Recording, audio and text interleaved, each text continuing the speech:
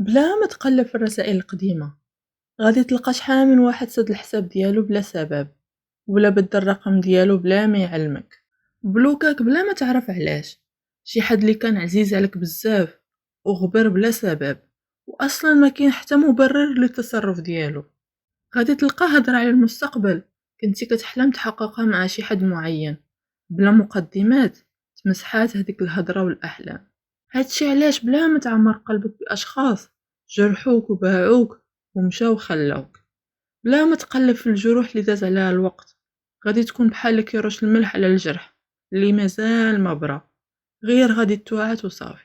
ما تقلبش في صفحات ديال الماضي اللي فات داز، سد عليه حتى حاجه ما كترجع كي كانت.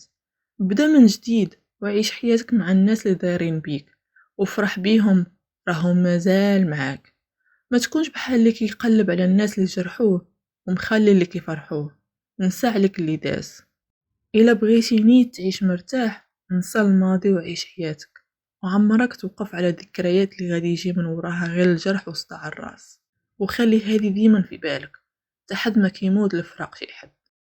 حمد الله وشكره راه دايرين بيك ناس كيبغيوك وعمرهم استغناو عليك.